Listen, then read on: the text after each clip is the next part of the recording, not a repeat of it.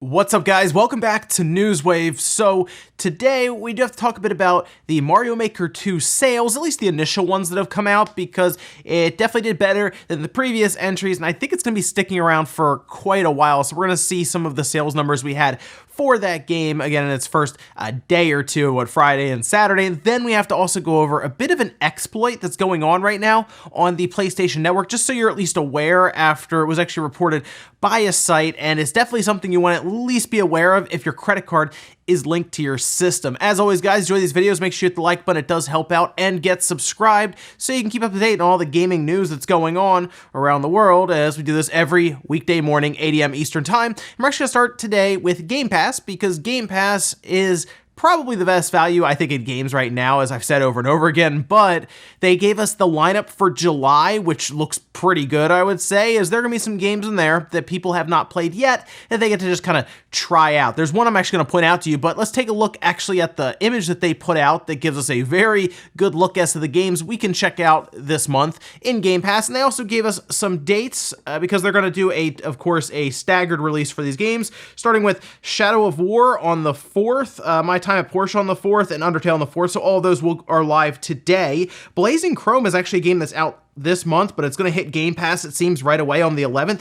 Dead Rising 4 also on the 11th. Lego City Undercover, that's one that people should try out if they have not, because it's actually a pretty cool open world, almost Grand Theft Auto style Lego game. It's kind of neat. Time Spinner is an awesome Metroidvania style game that's also on the 11th, and then Unavowed also on the 11th. These are all games that appear to be set for the first half of this month, so there's always a chance that they actually would have maybe more games to release in the back half. So we'll keep an eye on that one, but so far so good for July. Also, if you're still in the market for a PlayStation Classic for whatever reason, maybe you want to buy it and hack it like everyone else is doing, they've become so cheap now, I'm seriously waiting for you to just get one if you buy something in the store. Best Buy now has it down to $25 brand new. I'm not even kidding. And honestly, at this point, you can go out and get it, and you can just have it, and just put it on your shelf or something as like a collector's piece, because it's dropped so much. Remember, this thing was $100, last December, so not long ago at all, eight months ago now, and it's down to $25 at Best Buy. So if you're curious, you can pick it up there, or I'm sure pretty much everywhere else for price match, because I don't think anyone's going to fight you over that PlayStation Classic for $25. I think most will just throw it in your cart and walk you out to your car to help you put it in there so they can get rid of one. Oh, and Languorous 1 and 2, which we talked about before, how that was launching in Japan. Nice America is actually bringing it west in early 2020, and as you're seeing a little bit of a trailer that they put out to kind of show it off, it does look like it's coming out on the PlayStation 4, the Switch, and the PC. No word on final pricing or anything that I've seen, so it looks like, at least for now, we'll have to wait for that one, but to see Languorous 1 and 2 come over is great. I wasn't sure if it would stay in Japan, because it is definitely a heavy niche title, but it's a pretty cool strategy RPG style game that was on the Mega Drive way back in the day, never made it stateside, and here we are now with it coming over by Nice America, and you can pick it up on, for the most part, any system that you would like it on. They had to really pick out which ones they want, and I guess they figured it wouldn't sell well on the Xbox, but either way, the Switch is probably where it's, let's be real, going to sell the best, and then of course PS4 and PC maybe as well, but good news there that it is coming over. Oh, and Devolver Digital did finally announce when Metal Wolf Chaos XD is coming out August 6th. This is the game that was only in Japan on the Xbox, a very weird combination, but it was From Software that made it, and they're partnering with Devolver Digital to bring it out, and it looks really, really fun. Here's the thing, it's not supposed to be a game you take seriously. You are the president of the United States piloting a mech to fight against the vice president. Yeah, that's what's happening in this game. It was super ridiculous, but it was actually a very rare game, a game that most of us can only watch online or hear about in forums, and the few lucky people that actually were able to import it and play it, well, they were the people of legend online, and again, they were the people we just watched play the game for the most part, but pretty cool to see it. August 6th, coming out on the PS4, Steam, and the Xbox. No Switch release announced yet. And guys, some of the quick news out of the way, let's get into the bigger stuff. We're actually start right away with Nintendo and China. Now, of course, we heard that Nintendo and Tencent had a partnership where Tencent would essentially distribute Nintendo Switch systems in China, which right now, in order to get it in like mainland China and everything from what we've seen, it's not the easiest thing in the world to do. You usually have to go through other avenues to get the system and the games, but it looks like Tencent does want to bring it to China. And we now see a posting. Here's the thing. Nintendo has not given any type of release window, and trust me, they've been pressed by investors badly. They want to know when they're going to enter China because that's most likely going to help out in terms of revenue and everything, exposure, everything that you would want to know about as an investor, they are pressing them for. And it seems like Nintendo is not willing to give them even a date range as to when they can expect to launch. But Tencent seems to be posting up job listings, and they're actually looking for people right now, recruiting, so that they can open a division which deals with Nintendo cooperation in China. And this is getting people kind of interested because that does appear to mean that the Switch could be coming to China soon-ish. I'm still curious if it's coming out 2019 in China or not, and I'm going to be curious to see how that actually works out for them, because for the most part, the PlayStation and the Xbox haven't really been able to get very big in China. It's kind of expensive there, and that tends to be an issue, and I'm curious how the Switch will fare as a hybrid system where generally in China, it's a lot of mobile games, a lot of cell phone and everything, and well, the Switch at least kind of has that mobile style nature, obviously, as a hybrid system that's portable, that maybe will give them some games like New Super Mario Bros. U Deluxe, which is one that's been named by Tencent to distribute as like a bundle. So it'll be interesting to see this, but to see these listings pop up and to see these recruitment pages and everything start to form, it does make us think we'll see it pop up there soon. So when we do hear about it, it's going to be interesting to see what kind of sales they can actually get out of the Switch and if it can catch on in China. And of course, the stocks are going to heavily depend on that, because once they announced that they were doing this partnership, they jumped like 13 to 15% or something. So investors are certainly excited. It's going to be up to Nintendo and Tencent to pull it off, but at least Nintendo did partner with Tencent, who of course is a massive entity in China, and I mean, that's how you pull it off. You have to partner with a company like them, so we'll see. Next up, let's talk about the sales for Mario Maker 2, specifically in Japan, where we get the numbers from Famitsu now, because, well, Media Create decided to just cover up the numbers. We haven't really covered it as much, mostly because not as much stuff has been coming out over the past few months, and generally Famitsu and Media Create were covering things that would be bigger in Japan, and we would wait for the MPDs to tell us about the stuff that would be popular in the US, and of course we have the UK sales charts. But Famitsu did actually put out the numbers for Mario Maker 2, and they're fairly impressive when you compare them to even the 3DS or the Wii U. So let's take a look at the top 10 for the Famitsu chart here. And we're actually going to start right at the top with Super Mario Maker 2, as we would expect it to top the charts at 196,153 units. Now, if we compare that to the Wii U version in its first week, it sold 143,514 units. And then Super Mario Maker on the 3DS sold 160,000 units. Now, of course, it was newer at the time, despite the Wii U having less of an install base in Japan, but then you can also look at the 3DS and say, hey, that has a massive install base in Japan, but it still did less. Either way, though, it looks like Mario Maker 2 is off to a good start in its first 2 days or so in Japan. Below that, we have Powerful Pro Baseball from Konami at 75,505, which is actually a pretty good opening for that one. Yokai Watch 4 has actually been struggling compared to other entries at 40,376. It is almost at 200,000 units, but if you look back with Yokai Watch in the past, they've all pretty much sold better than this one.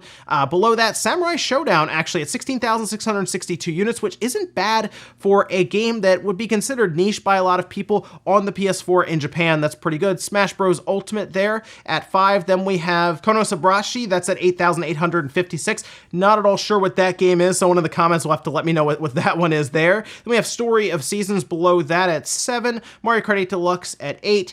Minecraft at 9, and then Pokemon Let's Go Pikachu and Eevee actually jumped up 65% to 7,781 units to round out the top 10. Then moving over to hardware, we did see a large bump for the Switch with Mario Maker 2, as we'd expect, jumping from 29,000 units all the way up to 59,184. PlayStation 4 below that, 18,773. The 3DS at 2,713. The Xbox One at 178. And in the time that we haven't really been checking out some of the sales charts, we can see the Vita is heavily fallen off to where it's almost gone, again, as we'd expect, as they have basically discontinued the thing, and we're mostly seeing stores kind of sell through what they have at this point, and that does leave lifetime sales to date for the Switch at 8.3, almost 8.4 million, with the PlayStation 4 behind it at 8.2 million. So the Switch has continued to kind of gain ground on the PS4, kind of put the gap between them. But the big thing here is Mario Maker 2, with that kind of sales number, almost at 200,000, does tell us that the game had a good opening week, and I have a strong feeling, based on what we've seen with the other evergreen titles in Japan,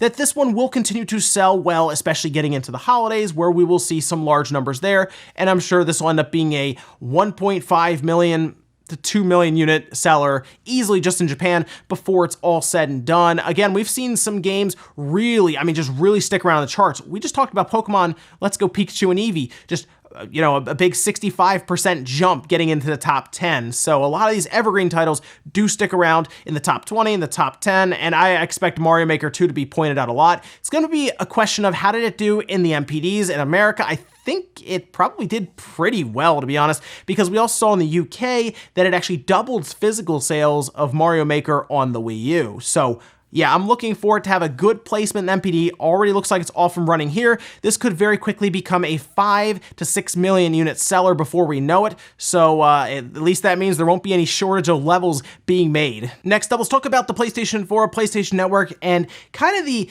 issues that Sony's had with hackers and privacy and essentially credit cards. Generally, if you have your credit card linked to the PlayStation Network, there's always been this fear, because it's happened seemingly a lot, right? Where data is pretty much leaked out and they've had breaches, and it's been an issue with them. It's also been an issue with other companies as well, specifically places like Home Depot and stuff and Target. But PlayStation seems to just have this issue with security, and now we're hearing about an exploit that seems to, again, be causing issue with credit cards that are actually linked to your account. And it seems like it's been going on for a little while now, but we actually saw MP First, a website, actually report on this, and they showed some screenshots of this exploit being shown to Sony through HackerOne, and they just simply said it's fraud. It's not necessarily an exploit. So what's happening here is if you do sign in to your PlayStation account from another PlayStation, usually what they'll do is they'll ask you for your verification number on the back of your credit card before you make your first purchase. However, it seems that hackers have figured out an exploit to get around that, to where if they can sign into your account, they can then use your credit card without any issue and run up the bill and charge a bunch of stuff to it, which is not good. But it is a weird exploit, and it's unfortunate that they don't seem to mind as much about it, saying that it's just fraud, but something to keep an eye on. I just wanted to bring it to your attention just in case you didn't want to have your credit card on there. A lot of people will use things like PayPal, or they'll buy like those preloaded cards for the PlayStation Network.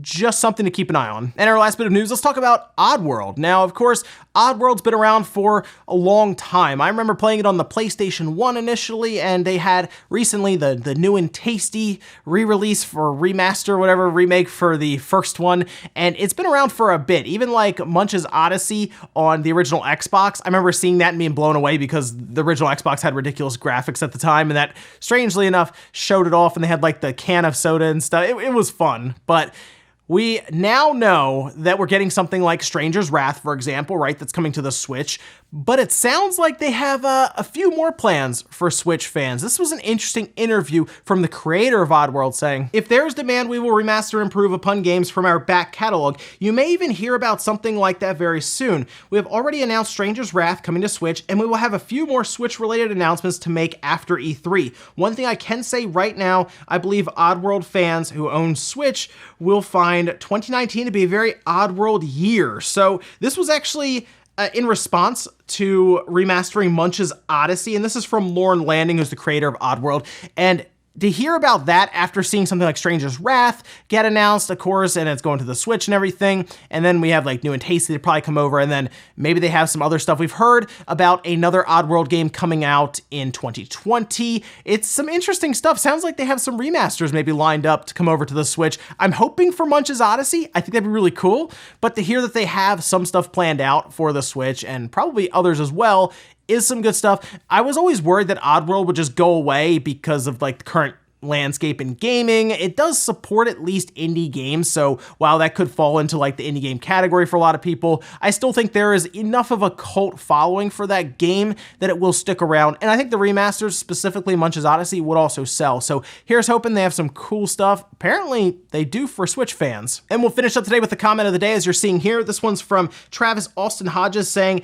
"The Dreamer Edition was announced at E3. I pre-ordered it 2 weeks ago." Yeah, so this is actually in response to Newswave yesterday when I was talking about the Dreamer Edition, and I mentioned it was like announced. It was announced at E3, or it was at least released at E3, and people were able to pre-order it, and there was so much stuff going on at E3, I actually missed this, and I was looking at the European release thinking, why can't I have that? But yes, thanks for correcting me there. It's good. I read through the comments. There's a lot of corrections about that, so thanks to everyone who went ahead and corrected on that. It's good to see the comments are actually very mature on Newswave. It's really helpful to read through them and to pick them out. It's actually pretty easy, and no one said that they unsubscribed. So, well, almost no one. Ladies and gentlemen, that's going to do it here for Newswave. If you enjoyed this video, guys, hit the like button. It really helps out. If not, hit the dislike. Leave comments down below about everything we talked about, whether it's Mario Maker 2 sales. Where do you think this thing is going to end up at the end of it? Do you think it's going to be a 10 million seller? I mean, it's very popular, and I could see it doing really, really well going forward throughout the Switch's lifespan. And then, hey, maybe the next Switch is backwards compatible, and it keeps selling. Also, let me know what you think about the PlayStation exploit, and if this is something you've run into yourself and had to deal with apparently fraud, according to Sony. And then what about Oddworld? What would you like to see come over to the Switch? Thanks, guys, for watching, and I'll see you next time.